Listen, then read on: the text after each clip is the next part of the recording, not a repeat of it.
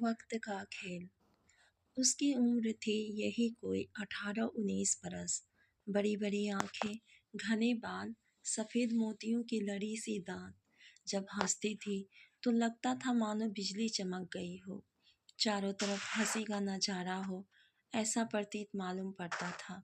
गली मोहल्ले के मंचलों पर उसकी हंसी का कहर बरसाती थी। मुझे आज भी याद है, एक बार पड़ोस के हरी बाबू का लड़का काफी बीमार हो गया था। उस परिवार के लोग बहुत परेशान थे, लेकिन सनम बड़े इत्मीनान से हंसते हुए कह रही थी, ए बाबू भैया, ठीक हो जाएंगे, तुम फिक्र ना करो। और फिर ढेरों लतीफ़े सुनाने लगी। यहाँ तक कि बीमार लड़का भी सनम के लतीफ़े सुनकर हंसने लगा था।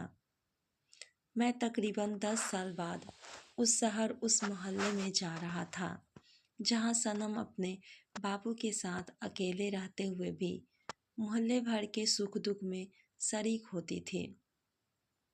एक बार जब मुझे एक कुत्ते ने काट लिया था तो मैं बहुत परेशान हो गया कि अब तो 14 बड़ी बड़ी सुइयां लगवानी पड़ेगी। लेकिन सनम ने हंसते हंसते कहा, पड़ोसी बाबू, काहे को चिंता करते हो? कुत्ते ही ने ही तो काटा है, किसी सांप ने तो नहीं, बस सब ठीक हो जाएगा। मैं भी सनम की बात मानकर टीके लगवाने के पचड़े में पड़ने के बजाय घर में ही मामूली इलाज करवाता रहा। यह सनम के बोल का फल था या कुछ और। खैर, मैं बहुत जल्दी ठीक हो गया। वही सावनी सलोनी सनम मुझे फिर से मिलने वाली थी। यही सोच सोच कर मैं खुश हुआ जा रहा था, लेकिन मैं इस बात को लेकर परेशान भी था कि कहीं सनम अपनी ससुराल ना चली गई हो। 10 साल का अरसा कम नहीं होता।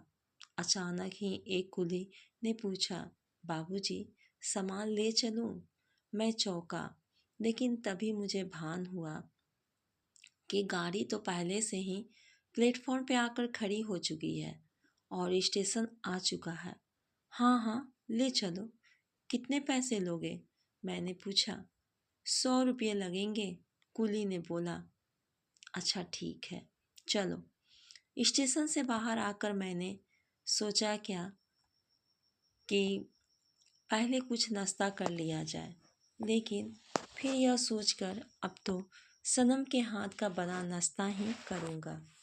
मैंने रिक्शे वाले को आवाज़ दी, जनकपुर चलोगे? 30 रुपये लगेंगे, रिक्शे वाले ने कहा और मेरा बैग और अटैची उठाकर रिक्शे में रख लिया। रिक्शा चल पड़ा और मैं फिर गुजरे दिनों की दुनिया में खो गया। एक दिन सुबह सुबह ही सनम मेरे पास आई थी और हंसते हुए बोली थी, पड़ोसी बाबू, आज मेरा दिल डूबा जा रहा है। फिर खुद ही खिलखिलाकर हंस पड़ी और बोली, बाबू, मैं तो मजाक कर रही थी। तभी अचानक सनम के बाबू के रोने की आवाज़ ने हम दोनों को चौंका दिया। दोनों ही लपके सनम के बाबू के इर्द गिर्द फिर जमा थी और बीच में पड़ी थी सोनम की माँ की लाश। मैं तो दंग रह गया। सनम न रोई, ना ही गुमसुम हुई। उसकी माँ की लाश को देखकर मैं उदासी में डूबा। वापस अपने कमरे में आ गया। शाम को सनम मेरे सामने ही थी, वही हंसता हुआ चेहरा लिए। कह रही थी, ए बाबू, माँ मरी थोड़ी ही है, वह तो सो रही है। और फिर हंसते हुए वह बोली, बाबू, एक दिन तुम्हें भी और हमें भी तो इसी तरह सोना है। फिर वह रुकी नहीं, तुरंत ही चली गई। मैं हैरानी से उसे जाते हुए देखता रहा। रिक्शे वाले को मैंने रोककर अपना कमरा खोला, सामान रखा और फिर उसे पैसे दिए। सोचा इतने सालों के बाद सनम से मिलने क्या खाली हाथ जाऊंगा। मैं पास की हलवाई की दुकान पर मिठाई लेने पहुंचा। 1 किलो लड्डू लिए और पैसे देकर मैं अपने घर जाने के बजाय सीधा सनम के घर जा पहुंचा। दरवाज़ा खटखटाया तो एक अधेड़ आदमी ने दरवाज़ा खोला और बोला, कहिए कहाँ से आए हैं, किससे मिलना है? आइए, अंदर आइए। मैं भी उसके पीछे पीछे चला गया। वह अंदर जाकर एक तरफ पड़ी चारपाई पर बैठ गया। फिर चारपाई पर बैठते हुए मैंने अधेड़ से पूछा, भैया, त्रिलोचन बाबू दिखाई नहीं दे रहे हैं, कहीं गए हैं क्या? यह सुनते ही वह आदमी उदास हो गया। फिर धीरे से वह अधेड़ बोला, मामा को तो मरे 4 बरस हो गए भैया। आप कौन हैं? कहाँ से आए हो? और सनम, उसके सवाल का जवाब दिए बिना ही मैंने पूछा, कहीं गई होगी, शाम को आ जाएगी। कहते हुए वह उठा और बोला, बाबूजी, आप बैठो, मैं चाय बना कर लाता हूँ। अरे नहीं नहीं, इसकी कोई ज़रूरत नहीं है, लो यह मिठाई रख लो। और सनम आए तो कह देना कि सामने वाले मकान में रहने वाले बाबू आया है। कहते हुए मैं उठकर खड़ा हुआ। रात भर के सफ़र की वजह से मेरा बदन भारी हो रहा था, लिहाजा कमरे में आकर सबसे पहले मैं नहाया और चारपाई पर लेटकर सोचने लगा कि अब कैसी लगती होगी सनम। यही सोचते सोचते मैं सो गया। शाम के वक्त मुझे ऐसा लगा मानो कोई कह रहा हो, पड़ोसी बाबू, पड़ोसी बाबू, उठो। मैंने लेटे लेटे ही सोचा कि यह सनम ही होगी। आंखें खोली और देखा तो सचमुच सनम ही थी। पर उसे देखते ही मैं हैरान रह गया कि क्या वह वही सुंदर लंबे बालों, पतले ओठों और वाली सनम है या कोई और।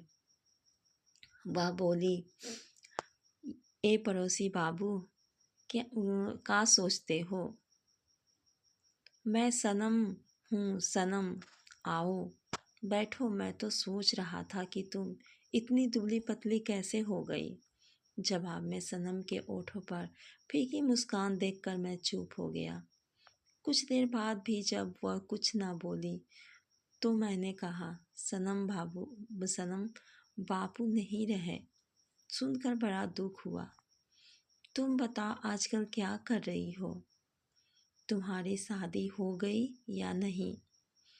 जवाब में वो थोड़ी देर चुप रही, फिर बोली, बाबू जो इस दुनिया में आया है उसे तो जाना ही है। बापू चले गए और मैं भी चली जाऊंगी। अरे नहीं पगली, मैं तो यह नहीं कहा।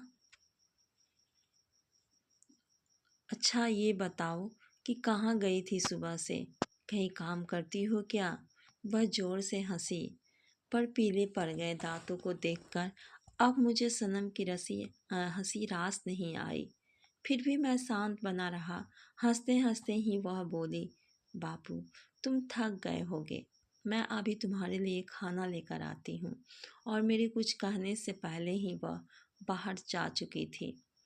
उसके बाहर के जाते ही मैं सोचने लगा कि सनम कुछ छिपा रही है। उसकी हंसी में अब पहले वाली बात नहीं है। तभी मुझे ख्याल आया कि जब मैं उससे शादी की बात की थी तो वह टाल गई थी। अब आएगी तो सबसे पहले यही पूछूंगा। तकरीबन आधे घंटे बाद साड़ी के आंचल में छिपाकर सनम मेरे लिए खाना लेकर आ गई। खाना पलंग पर रखकर वह नीचे बैठ गई और बोली, खाना खाओ बाबूजी। नहीं सनम, पहले तू यह बता कि तेरी शादी कहाँ हुई है, किससे हुई है और कब हुई? तभी मैं खाना खाऊंगा। खा लो ना बाबूजी। हंसते हुए वह बोली, अभी बता दूंगी। सनम की मोहकदा देखकर मैं और कुछ ना बोल सका। खाना खाने के बाद मैं चारपाई पे लेट गया और बोला, हाँ अब बता, सनम हंसी और बोली, बाबूजी, आप जानना चाहते हो न कि मेरा मर्द कौन है, मेरा ससुराल कहाँ है? हाँ हाँ, यही। बाबूजी, वो जो सामने मोहल्ला है ना, उस मोहल्ले का हर मर्द मेरा शौहर है। हर घर मेरी ससुराल है। बचपन में मैं लोगों को खुश रखती थी ना, इसलिए अब मुझे मर्दों को खुश रखना पड़ता है। अच्छा बाबूजी, किसी चीज़ की ज़रूरत हो तो मुझे बुला लेना। और फिर हंसते हुए वह बाहर निकल गई।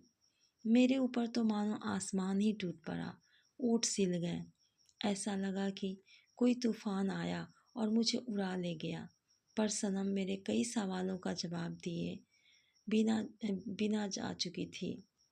सुबह यह खबर सुनकर सनम ने कुएं में कूदकर जान दे दी।